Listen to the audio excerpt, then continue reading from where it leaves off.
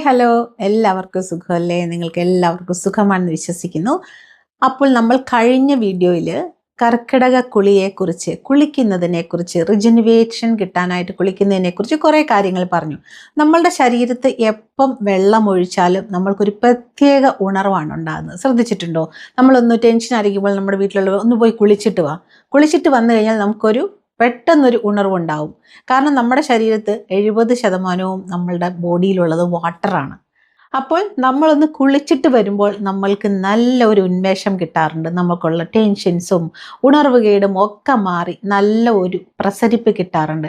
അപ്പോൾ നമ്മൾ കുളിക്കുന്നത് എങ്ങനെയാണെന്ന് കൂടെ ഒന്ന് അറിഞ്ഞിരിക്കണം. നിറയെ പേർക്കും 80% ആളുകൾക്കും കുളിക്കേണ്ടത് എങ്ങനെയാണെന്ന് അറിയത്തില്ല. ശരിക്കും നല്ല പോലെ ഒന്ന് കുളിക്കുമ്പോൾ തന്നെ നമ്മളുടെ യുവത്വം തിരിച്ചു കിട്ടുന്ന പോലെയുണ്ട്. 80% ആളുകൾക്കും അറിയില്ല എന്തൊക്കെയാണ് നമ്മൾ കുളിക്കുമ്പോൾ ചെയ്യുന്ന മിസ്റ്റേക്ക് എന്ന്. നമ്മൾ കുളിക്കുമ്പോൾ എന്തൊക്കെയാണ് മറന്നു പോകുന്നതെന്ന് അറിയത്തില്ല. നിങ്ങളിൽ എത്ര പേരുണ്ട് കുളിക്കുമ്പോൾ പാദത്തിൻ്റെ അടിയിൽ സോള് ഉപ്പൂറ്റിയൊക്കെ നന്നായിട്ട് ഉരച്ച് കഴുകുന്നവർ? നല്ല ഫ്യൂമിക് സ്റ്റോൺ എന്ന് പറഞ്ഞൊക്കെ അവൈലബിൾ ആണ്, നല്ല സ്ക്രബൊക്കെ അവൈലബിൾ ആണ്, ഇഞ്ച് അവൈലബിൾ ആണ്, അങ്ങനെ പല കാര്യങ്ങളും അവൈലബിൾ ആണ്. നമ്മൾ നവര പായ്ക്കുകളൊക്കെ കാലിനടിയിലിട്ട് ഉരച്ച് നമുക്ക് കഴുകാം. നമ്മളുടെ ബാത്ത് ഓയിലിട്ട് നമുക്ക് മസാജ് ചെയ്യാം. അങ്ങനെ നമ്മൾ നമ്മുടെ കാലിനടിയിൽ മസാജ് ചെയ്യുമ്പോൾ നിങ്ങൾ അറിയാതെ തന്നെ നിങ്ങളുടെ ടെൻഷൻസ് നോട്ടൊക്കെ ഒഴിഞ്ഞു പോവുകയാണ് ചെയ്യുന്നത്. നിങ്ങളുടെ കണ്ണിൻ്റെ കാഴ്ച കൂടുകയാണ് ചെയ്യുന്നത്. നിങ്ങളുടെ എല്ലാ ഞരമ്പുകളുടെ കെട്ടും നമ്മുടെ ബ്രെയിനിലോട്ടുള്ള കണക്ഷൻസ് ഉണ്ട്, ഡയറക്റ്റ് കണക്ഷൻസ് ഉണ്ട്. ആ കണക്ഷൻസ് ഒക്കെ അങ്ങോട്ട് ഉണർന്നിട്ട് നമ്മൾക്ക് നല്ല യുവത്വം, യങ് ആയിട്ടുള്ള ഒരു ലുക്ക് നമുക്ക് കിട്ടും. നമുക്ക് ബ്ലഡ് സർക്കുലേഷൻ കൂടും. നമ്മളുടെ കാലിൻ്റെ വേദനയൊക്കെ മാറി നല്ല യുവത്വമുള്ള ആൾക്കാരെ പോലെ നമുക്ക് നടക്കാൻ പറ്റും. നിറയെ പേർക്കും അത് അറിയത്തില്ല. എത്ര പേര് നിങ്ങളിൽ കാലിൻ്റെ അടിവശം ഉരച്ച് കഴുകാൻ മറന്നു പോകുന്നവരുണ്ട്? ഒന്ന് കമൻറ്റ് ചെയ്യണേ. വേറെ കാര്യം നിങ്ങൾക്കറിയാവോ? കുളിക്കുന്നത് ശരിക്കും നമ്മളുടെ ശരീരം വൃത്തിയാകാനും അഴുക്ക് കളയാനും മാത്രമല്ല, നമ്മളുടെ യുവത്വത്തിനെ കാത്തു സൂക്ഷിക്കാനും കൂടിയാണ്. അപ്പോൾ കർക്കിടക തേച്ചുകുളി ഒരു 25 ദിവസം ചെയ്തു കഴിഞ്ഞാൽ നമ്മൾക്ക് കിട്ടുന്നത് നമ്മളുടെ 10-15 വയസ്സൊന്ന് കുറഞ്ഞ പോലെയുള്ള ഒരു ഫീലാണ്. നിറയെ പേർക്കും ഷുഗറിൻ്റെ അളവ് ഒന്ന് കുറയാനൊക്കെ ചിലപ്പോൾ നല്ലൊരു കുളി സഹായിക്കും. അത് കുളിക്കുന്നത് ബക്കറ്റിൽ നിന്നോ ടബിൽ നിന്നോ എടുത്ത് വെള്ളം കോരി ഒഴിച്ച് കുളിക്കുകയാണെന്നുണ്ടെങ്കിൽ കുറച്ചുകൂടെ നല്ലതാണ്. നമ്മൾക്ക് നമ്മുടെ ഓരോ ബോഡി പാർട്ടിനെയും കെയർ ചെയ്ത് കുളിക്കാൻ പറ്റും. നമ്മൾ ഷവറിനടിയിൽ നിന്ന് കുളിക്കുകയാണെന്നുണ്ടെങ്കിൽ നമ്മളുടെ 5% ഓഫ് ദ ബോഡിയിൽ മാത്രമാണ് വെള്ളം വീഴുന്നത്. ബാക്കിയുള്ള ഭാഗത്ത് ഡയറക്റ്റ് വെള്ളം വീഴുന്നില്ല. ബാക്കിയുള്ള നമ്മുടെ ചുറ്റിനും വെള്ളം വീണങ്ങ് പോവുകയാണ് ചെയ്യുന്നത്. അതുകൊണ്ട് വല്ലപ്പോഴുമെങ്കിലും ടബിലെ വെള്ളത്തിൽ, നോർമൽ ടെമ്പറേച്ചറിലുള്ള വെള്ളത്തിൽ കുളിക്കുന്നത് നമുക്ക് വളരെ നല്ല ഒരു തെറാപ്പിയാണ്. വാട്ടർ തെറാപ്പി പോലെയാണ് കുളിക്കുന്നത്. നമുക്ക് ഇന്നത്തെ വീഡിയോയിൽ ഒരു 4-5 ടിപ്സ് നന്നായിട്ട് കുളിക്കാനായിട്ട്, അല്ലെങ്കിൽ കുളി എങ്ങനെ നമ്മുടെ യുവത്വത്തിനെ കാത്തു സൂക്ഷിക്കുന്നു എന്ന് നോക്കാനായിട്ട് നമുക്കൊരു 4-5 ടിപ്സ് നോക്കാമേ.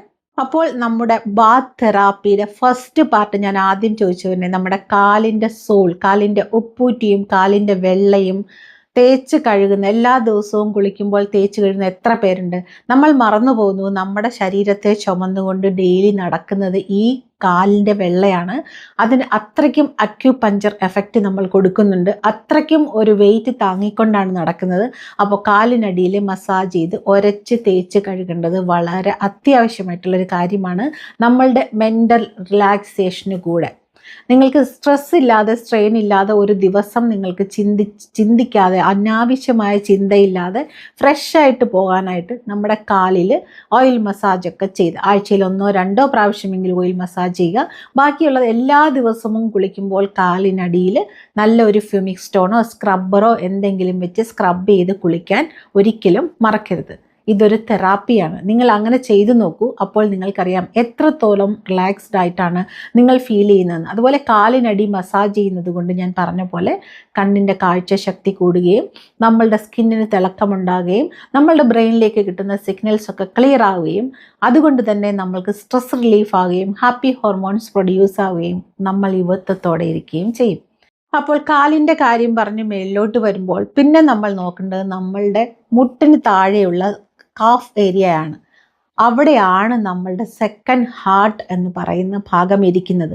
ആ ഭാഗത്തിന്, നമ്മുടെ കാലിൻ്റെ കാഫ് എന്ന് പറയുന്ന ഭാഗത്തിന് നല്ല സ്ട്രെങ്ത് ഉണ്ടെങ്കിൽ തന്നെ നമുക്ക് ഹാർട്ട് അറ്റാക്ക് വരില്ല എന്നാണ് പറയുന്നത്. അത്രയ്ക്കും ഇമ്പോർട്ടൻ്റ് ആയിട്ടുള്ള ഒരു പാർട്ടാണത്. അവിടെ ഓയിലിട്ട് നന്നായിട്ട് ഇങ്ങനെ അപ്വേർഡ് ഡയറക്ഷനിൽ മസാജ് ചെയ്തിട്ട് തന്നെ കുളിക്കണം ഡെയിലി. ഇനി മസാജ് ചെയ്യാൻ ഓയിൽ ഇല്ലെങ്കിൽ നമ്മളുടെ കയ്യിൽ എന്താണ് മോയ്സ്ചറൈസർ ഉള്ളതെന്ന് വെച്ചാൽ അത് വെച്ചുകൂടെ ഒന്ന് മസാജ് ചെയ്യുമ്പോൾ ആ ഭാഗം സ്ട്രോങ് ആകുകയും സ്റ്റിമുലേറ്റ് ആകുകയും നമ്മളുടെ ബ്ലഡ് സർക്കുലേഷൻ കൂടുകയും നമ്മുടെ ഹാർട്ടിലേക്കുള്ള എല്ലാ ബ്ലോക്കുകളും മാറാനായിട്ട് നമ്മളെ സഹായിക്കുകയും നമ്മൾക്ക് യുവത്വം തിരിച്ചു കിട്ടുകയും ചെയ്യുന്നതാണ്. നമ്മൾ ഇങ്ങനെ കാലും കൊണ്ട് കാലിൽ പെരുവിരലിൽ നിന്നിങ്ങനെ കാഫിൻ്റെ ഏരിയ ശക്തിപ്പെടുത്തുന്നതും വളരെ നല്ലതാണ്. ഇപ്പോൾ നമ്മൾ ഇന്ന് നോക്കുന്ന കുളിക്കുമ്പോൾ ചെയ്യുന്നതായതുകൊണ്ട് ആ ഒരു ഭാഗം നന്നായിട്ട് ഇങ്ങനെ മസാജ് ചെയ്ത് കൊടുക്കാൻ ഒരിക്കലും മറക്കരുത്. മുട്ടിന് താഴെ കാലിൻ്റെ ബാക്കിലുള്ള കാഫ് എന്ന് പറയുന്ന ഏരിയ ഒരിക്കലും വിടരുത്. നന്നായിട്ടും എണ്ണ തേച്ച് മസാജ് ചെയ്യണം. ഒരു 5-6 മിനിറ്റ് മസാജ് ചെയ്താൽ തന്നെ നമ്മൾക്ക് ഏജ് ആകുമ്പോൾ ഉണ്ടാകുന്ന ലൈഫ് സ്റ്റൈൽ ഡിസീസസ് ഒന്നും തന്നെ വരാതിരിക്കും. അത്രയ്ക്കും ഇമ്പോർട്ടൻറ്റ് പാർട്ടാണ് കാഫിനുള്ളത്.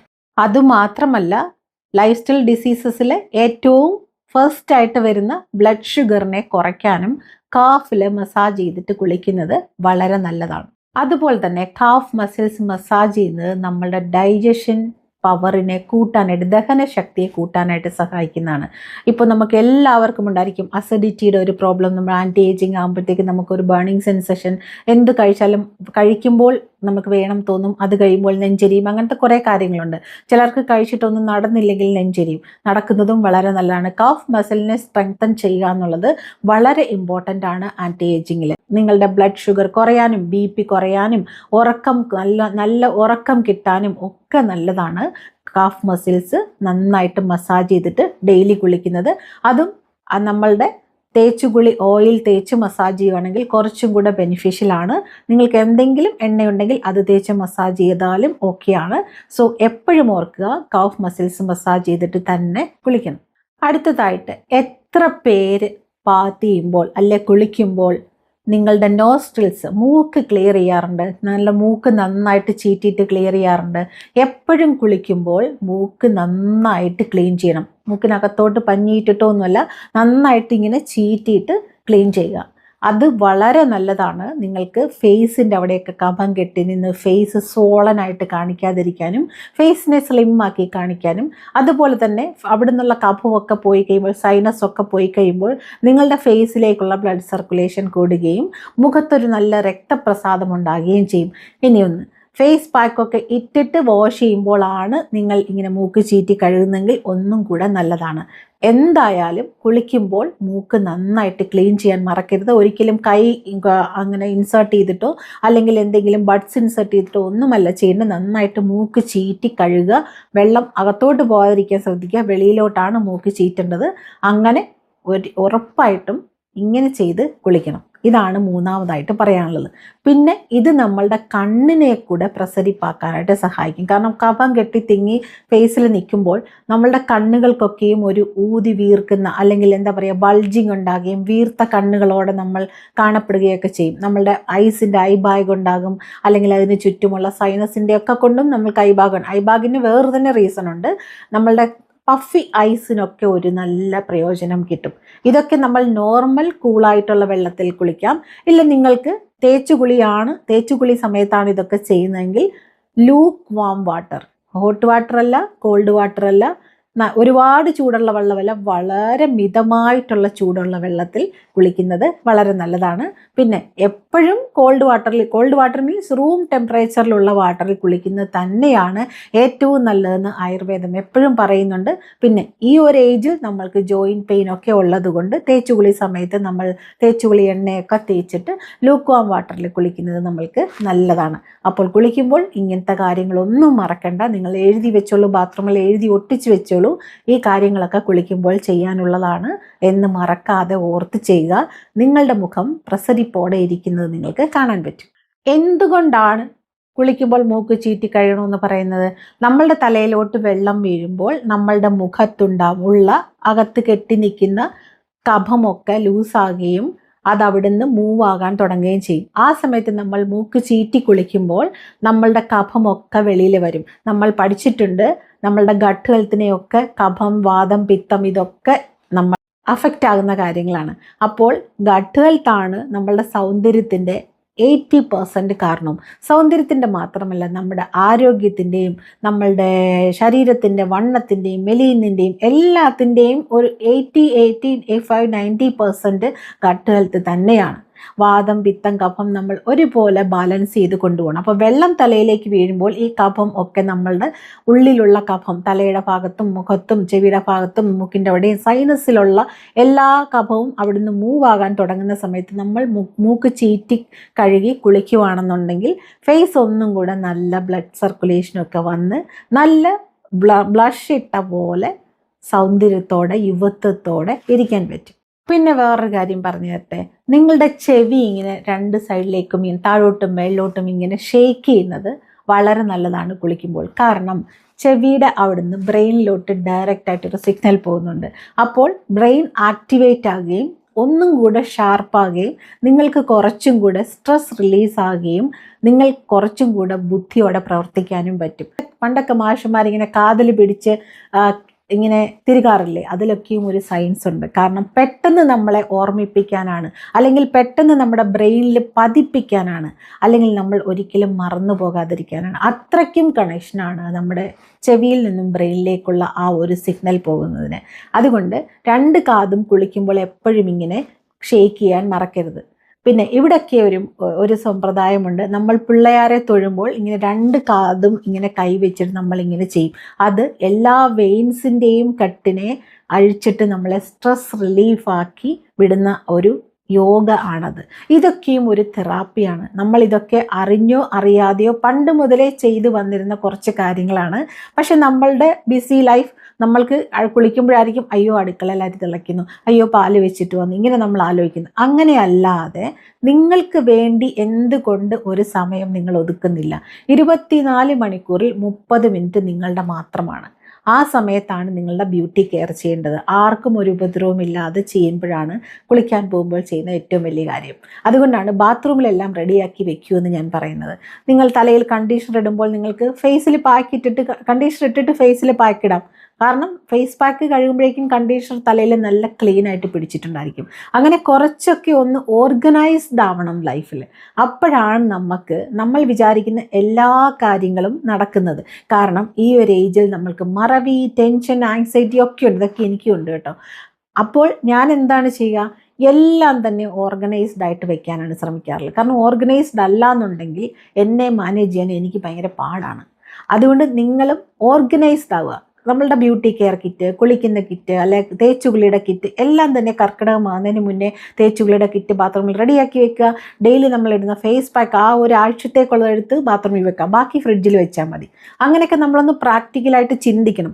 അങ്ങനെയൊക്കെ ചിന്തിക്കാനുള്ള കഴിവ് നമ്മൾക്ക് വേണമെങ്കിൽ ഇങ്ങനെ കുളിക്കുമ്പോഴൊക്കെ ഇങ്ങനത്തെ ഈ തെറാപ്പികളൊക്കെ ചെയ്യുമ്പോൾ നമ്മൾക്ക് നല്ല ഒരു ഉന്മേഷവും ഷാർപ്പാകുകയും ചെയ്യും. ഏജ് ആകുമ്പോൾ നമ്മളുടെ തലച്ചോറിൻ്റെ സിഗ്നൽസ് ഒക്കെ ഡൗൺ ആവും.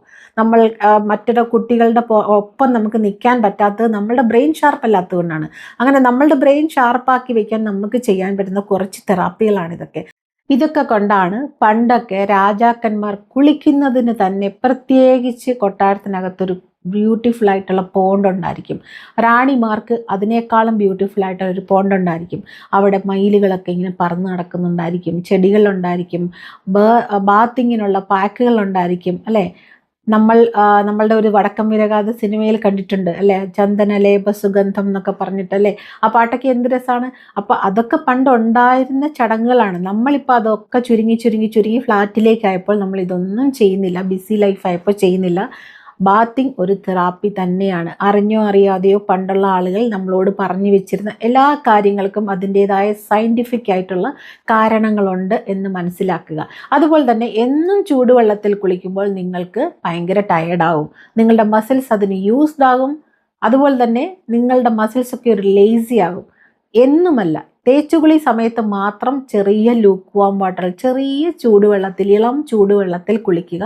അല്ലാത്തപ്പോഴൊക്കെ സാധാരണ റൂം ടെമ്പറേച്ചറുള്ള വെള്ളത്തിൽ കുളിക്കാൻ ശ്രമിക്കുക. നിങ്ങൾക്കറിയാം, രാവിലെ നമ്മളൊന്ന് ക്ഷീണിച്ച് എഴുന്നേറ്റിട്ടൊന്ന് കുളിച്ച് കഴിയുമ്പോൾ ഭയങ്കര സുഖമാണല്ലേ. നമ്മൾക്ക് സ്ട്രെസ് ഉണ്ടെങ്കിൽ തന്നെ നമ്മളൊന്ന് തലയൊക്കെ തണുത്തൊന്ന് കുളിച്ച് കഴിയുമ്പോൾ ഭയങ്കര സുഖമാണ്. അതുപോലെ തന്നെയാണ് എല്ലാ ബാത്തിങ്ങിനെയും നമ്മൾ കാണുന്നത്, എല്ലാ കുളിയെയും നമ്മൾ കാണേണ്ടത്, എല്ലാ ദിവസത്തെ കുളിയെയും നമ്മൾ കാണേണ്ടത്. നമ്മൾ കുളിക്കുമ്പോഴാണ് ഏറ്റവും കൂടുതൽ നമുക്ക് ഒറ്റയ്ക്ക് ചിന്തിക്കാൻ പറ്റുക. നമ്മൾ എൻറ്റയർലി ഫ്രീ ആയിട്ടുള്ളൊരു പ്ലേസാണ് ബാത്റൂം എന്ന് പറയുന്നത്. അവിടെ നമുക്ക് നമ്മളുടേതായുള്ള ബ്യൂട്ടിക്കർ ആരും വന്ന് നോക്കാനോ അല്ലെങ്കിൽ ആരും വന്ന് ഉപദ്രവിക്കാനോ എന്തിനാണ് ഇതൊക്കെ ചെയ്യുന്നത് ചോദിക്കാനോ ഒന്നും ആരും വരില്ല. You are at your freedom. So ആ ഒരു സ്പേസ് യൂസ് ചെയ്യുക, ആ ഒരു സ്പേസ് എൻജോയ് ചെയ്യുക. അപ്പോൾ നന്നായിട്ട് കാഫ് മസിൽസ് ഒക്കെ മസാജ് ചെയ്ത്, കാലിൻ്റെ ഉള്ളംകാലൊക്കെ മസാജ് ചെയ്ത്, കാലിൻ്റെ ഉപ്പൂറ്റിയൊക്കെ മസാജ് ചെയ്ത് വേണം കുളിക്കാനായിട്ട്. മൂക്ക് ചീറ്റിക്കളയാൻ മറക്കരുത്. തലയിൽ വെള്ളം വീഴുമ്പോൾ തന്നെ ഇതൊക്കെ ലൂസായിക്കൊണ്ടിരിക്കും, നമ്മളുടെ സൈനസ് ഏരിയയിലുള്ള കഫങ്ങളൊക്കെ. സോ അതൊക്കെ ക്ലിയർ ആക്കി നന്നായിട്ട് ഒരു ബാത്ത് ചെയ്യാനായിട്ട് ഒരിക്കലും മറക്കരുത്. ഇതിൽ ദിവസവും കുളിക്കാത്തവരുണ്ടെന്നുണ്ടെങ്കിൽ ഓൾട്ടർനേറ്റീവ് ഡേയ്സ് എങ്കിലും കുളിക്കണം. അപ്പോഴാണ് മുടി പൊഴിയാതിരിക്കുക. നിങ്ങൾ എപ്പോഴെങ്കിലും കുളിക്കുമ്പോൾ മുടി പൊഴിയും. ആഴ്ചയിൽ ഒരു 3-4 ദിവസം തല കഴുകിയിരിക്കണം, അത്രയ്ക്ക് ചൂടുള്ള സമയത്ത്. മൺസൂൺ സമയത്ത് അതിൻ്റെ ആവശ്യമില്ല, അങ്ങനെ കുളിക്കേണ്ട കാര്യം. പക്ഷേ കർക്കിടക സമയത്ത് തേച്ചുകുളി എന്ന് പറയുന്നതിൻ്റെ റീസൺ എന്താണെന്ന് വെച്ചാൽ, ആ സമയത്ത് ക്ലൈമറ്റിന് ഒരു വ്യക്തതയില്ല. പകലൊക്കെയും നല്ല ചൂടുണ്ടായിരിക്കും, രാത്രിയിൽ കുറച്ച് തണുപ്പുണ്ടായിരിക്കും, കാരണം മൺസൂൺ ആണല്ലോ. അപ്പോൾ അന്തരീക്ഷത്തിൻ്റെ ഊഷ്മാവിനുള്ള വ്യത്യാസം നമ്മുടെ ബോഡിയായിട്ടൊന്ന് അഡ്ജസ്റ്റ് ചെയ്ത് പോകാൻ വേണ്ടിയാണ് നമ്മൾ ഈ കർക്കിടകക്കുളി, അതിനുള്ള ഫുഡുകൾ, അങ്ങനെ കുറേ കാര്യങ്ങളൊക്കെ ചെയ്യുന്നത്. അതുപോലെ തന്നെ ഹേർബ്സ് നമ്മുടെ വെള്ളത്തിലിടുന്നതും വളരെ നല്ലതാണ്.